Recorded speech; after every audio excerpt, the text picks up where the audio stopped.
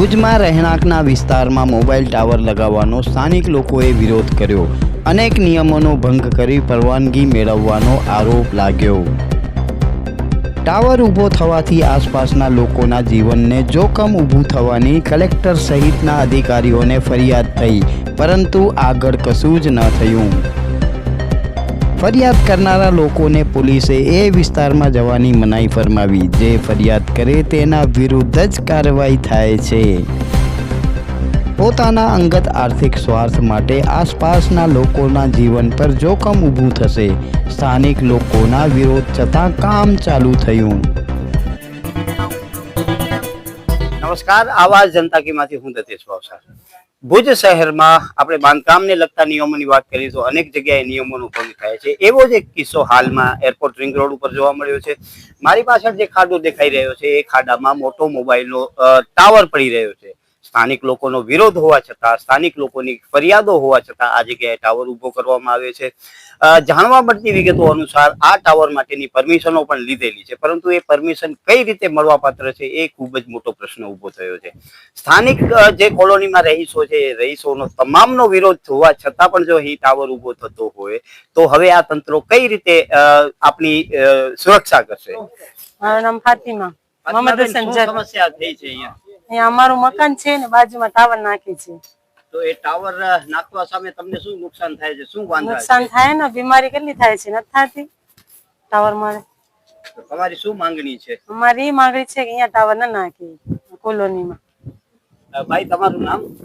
સુમરા સુલતાન હુસૈન. સુલતાનભાઈ, શું સમસ્યા થઈ છે તમારા વિશે? સાહેબ, અહીંયા કને છે ને રેસિડેન્સી એરિયામાં એ લોકો ટાવર નાખે છે. એ ટાવરની અરજી અમે કલેક્ટર સાહેબ, નગરપાલિકા, ભાડા ઓફિસ બધી જગ્યાએ આપી આવેલ છે. એ લોકોનો હજી કાંઈ નિકાલ નથી આવ્યો ને એ લોકો કામ ચાલુ કરી નાખ્યું છે. અમારી માંગ એક જ છે, અહીંયા કને ટાવર ન પાડે. સોસાયટીના બધે જે પણ વ્યક્તિના પ્લોટ છે બધીની અરજી, બધીની સહી બહી કરીને બધે અમે આપી આવેલા છીએ. કારણ કે એનામાં નુકસાન પણ થાય છે ટાવરને. અમારી માંગણી તંત્ર પાસે એ જ છે કે અહીંયા કને ટાવર ઉભો ન થાય. મારું નામ સિકંદર સમા છે. માંગણી તો એ જ છે કે આ તો રેસિડેન્સી એરિયા છે અને અહીંયા ટાવર ન પડે તો સારી વાત છે. અને તકલીફ પડે છે આ તો ખબર નહીં કે નગરપાલિકા એનઓસી એ લોકોને કેમ આપી છે અમારી પરમિશન લીધા વગર. કારણ કે પરમિશન તો બધાની હોવી જોઈએ. પડોશીઓની પરમિશન, એનઓસી જ્યારે પરમિશન આપે પડોશી કોઈ ઓબ્જેક્શન ન પાડે ત્યારે ટાવર પડે. આ કેમ ટાવર પડે છે ખબર નહીં. શું કર્યું છે ખાતામાં ક્યાંક ને ક્યાંક મને લાગે છે કે ક્યાંક કોઈ પણ જાતનો વ્યવહાર થયો છે ત્યારે આ ટાવર પડે છે. તમારી માંગણી શું છે હવે? અમારી બસ માંગણી એ જ છે કે જલ્દી આ ટાવરનું કામ બંધ કરાવે.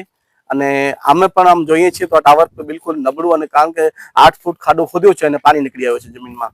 તો આ ટાવરની મજબૂતાઈ પર અને પાછો બાજુમાં જ 200 મીટર ઉપર સ્કૂલ છે.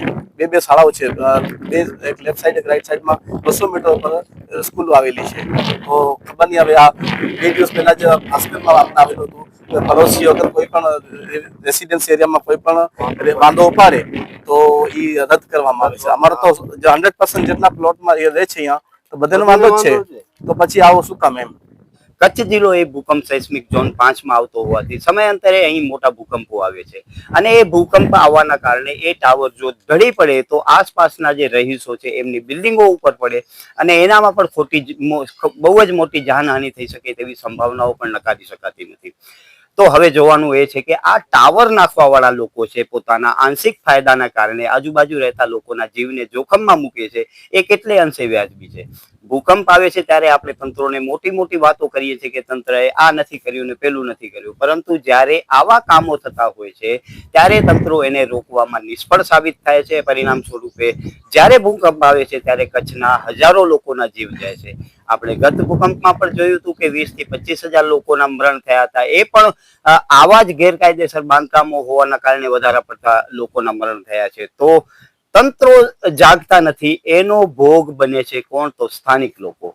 સ્થાનિક જે અધિકારીઓ છે એ આવનારા દિવસોમાં એમની ટ્રાન્સફર થઈ જવાની છે, અન્ય જગ્યાએ જવાના છે. પરંતુ જ્યારે ભૂકંપ થાય છે અને જ્યારે કુદરતી આફતો આવે છે ત્યારે સ્થાનિક લોકો જ તેનો ભોગ બને છે અને તેના કારણે જ્યારે સ્થાનિક લોકો વિરોધ કરે છે તો પોલીસના માધ્યમથી એમને દબાવવાનો, તંત્રોના માધ્યમથી દબાવવાના પ્રયાસો થાય છે અને જ્યારે સ્થાનિક લોકોને મોટું નુકસાન થતું હોય ત્યારે સ્થાનિક લોકો બોલતા હોય છે, પરંતુ તંત્ર ક્યાંય પણ એમનું સાંભળતું નથી. અને અમે અનેક સરકારી તંત્રોને સાથે લઈ અને આવા ટાવરો ઊભા કરે છે જે ખૂબ જ મોટું જોખમ ઊભું કરે છે તેવું જણાઈ આવે છે. આવાજ જનતા કી માંથી હું દતેશ ભાવસાર. તમને અમારી સ્ટોરી સારી લાગે તો લાઈક કરો, સારી ન લાગે તો અમને સૂચન આપો, પરંતુ સબસ્ક્રાઇબ કરજો જરૂર. નમસ્કાર.